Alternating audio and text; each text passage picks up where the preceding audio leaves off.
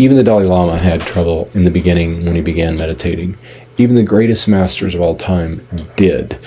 They had to go through the process of learning the very basics. And how did they do that?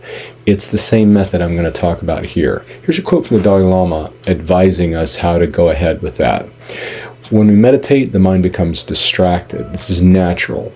The key is to return to the object of meditation, whether it is the breath or a mantra, without judgment. Each time the mind drifts, we return it gently and patiently. In this way, meditation is a training of the mind. This is the first stage of meditation. It's called placement. In a sense, that keeps going on, but with placement, it's the very first stage. And it's good to know this. When you first sit down, each time to meditate, in a sense, you have to go through the stage of placement. You have to overcome the mental scattering. You have to create a focus on the object, whether it's your breath, a visualized image, a sound, or even a candle flame. This stage isn't about perfection. It's more about committing. It's about doing the thing, about coming back. It's about knowing you want to do it.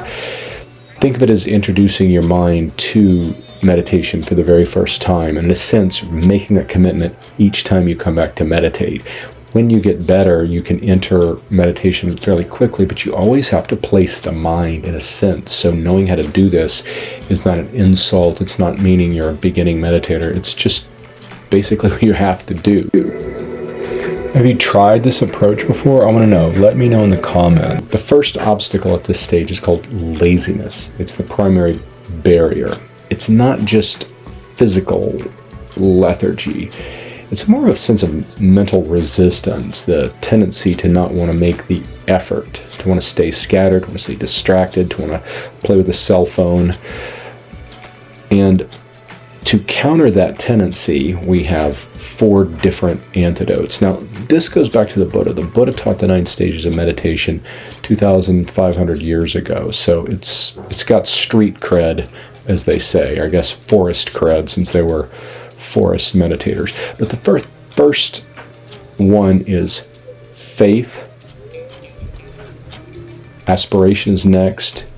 Exertion, and Shenjong is the last one. So faith means a couple of things. There's supposedly 3 levels of faith, but basically means you've heard about meditation, you've heard about the benefits, you've thought about it, and you feel that they're real and you want to pursue them. You also have faith in the teachers, the examples, the Buddha and so forth. You think, I was working for them, I have a lot of respect for them, so I'm going to have some faith in what they say.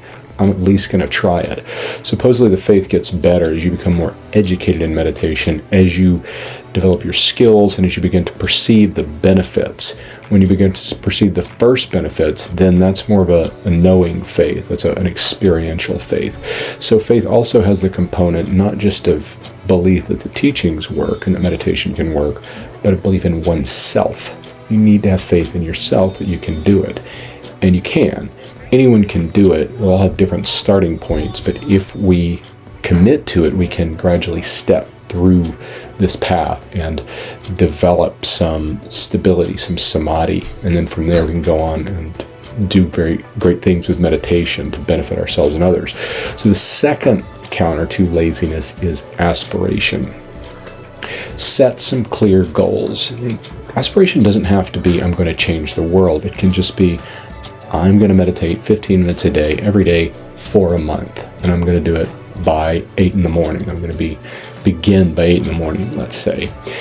Anything like that. So just having that aspiration to fulfill that is helpful.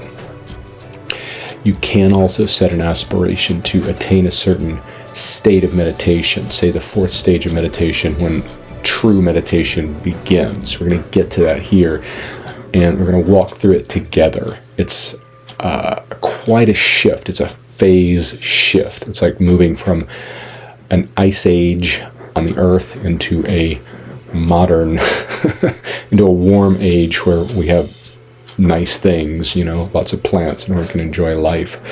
The 3rd antidote to laziness is called exertion. Exertion. So this goes hand in hand with aspiration. So Aspiration is we're aspiring to do it in the future. Exertion is we're going to do it now. We're going to get into the cushion right now. If it's that morning and we don't want to, we think we've got too many things to do, we just push through those distractions. Laziness, as said, is not necessarily a wanting to lay on the couch and watch TV or whatever. It's a resistance to getting into meditation. It's very specific to meditation. So it's not laziness in terms of not wanting to do anything. It's laziness in terms of the mind slipping around meditation. So that it is difficult in the beginning, and so there will be a lot of resistance and so forth.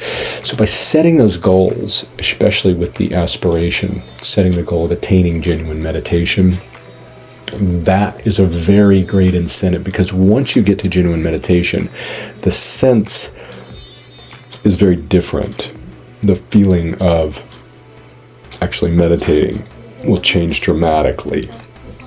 So I encourage you to set that as an aspiration. A lot of people never make it. They give up on meditation. As we've been talking about, the Buddha defined 3 stages that are still pre-meditation, before that big shift happens.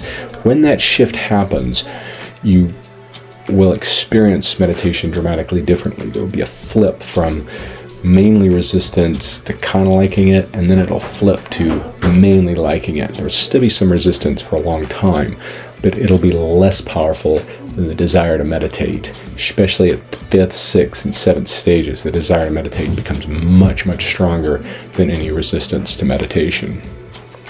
Shinjong is the 4th one. It's a Tibetan term meaning fully processed. So you want to develop some resilience, some flexibility, a mind that's capable of moving around things, a mind that doesn't give in to its own bullshit, to be honest. Our minds are constantly throwing up obstacles. So Shinjong just allows them to come, and it maintains a pliability. It's another word.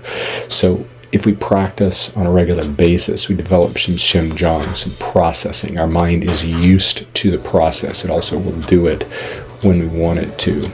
So as a quick exercise, you can listen to this instruction and pause the video and follow these instructions. This is, in a sense, it's a guided meditation. You can also do it as a guided meditation, so we'll try and do it that way. And then pause it and let it go on for a while. Let your meditation go on for a while. So sit in a proper posture. If you haven't seen that, then check out the posture video. But basically, cross legs, hands on the thighs, or in the meditation mudra. This is the meditation mudra, but it's down below in your lap. Like that. Then the elbows are loosely held close to the sides, the shoulders are relaxed, the back is straight, and the eyes are slightly down, the chin is slightly tucked in. The chin being tucked in straightens the spine, and it helps the prana and energy flow. And the gaze is downward, but it's also relaxed. Then we're going to focus on the breathing. So counting the breaths is a common technique, especially during placement. So you try to get 7 breaths and then go back and count 7 more breaths. Just keep doing that for a while. If that's really easy, try for 21. That's generally the next phase of repeated placement or continuous placement. When your mind wanders, just gently collect it and bring it back and place it on the breathing. So start with short sessions. Maybe you can do them twice a day. The meditation sandwich of morning and evening can be very effective. And try and bring little meditative memories in throughout your day. Sprinkle them in to connect with meditation. What did you think of this? I want to know, so put it down in the comments. Let me hear how it went for you. Placement is the first step in transforming your meditation practice. It's not about doing it perfectly yet. It's about committing. Right now you're making a commitment and you're teaching your mind what meditation is. It's bringing the mind to the object of meditation and letting it remain there. Over time, you're going to find that your ability to focus gets much, much stronger. Steady, steady upward. So if you're excited to continue with this, then in the next video, we're going to explore stages 2 and 3, continuous and repeated placements. The focus is going to deepen, distractions will lessen. You're going to probably see more distractions. That's one of the most common outcomes, is because we're focusing more on the inner world of the mind. We're settling the mind. So instead of being distracted by all the other things, we're seeing how busy the mind actually is. That's a good sign. Don't let it discourage you. Let it inspire you. So don't forget to like and subscribe and hit notifications, whatever, and you can stay updated. So let's take this meditation journey together.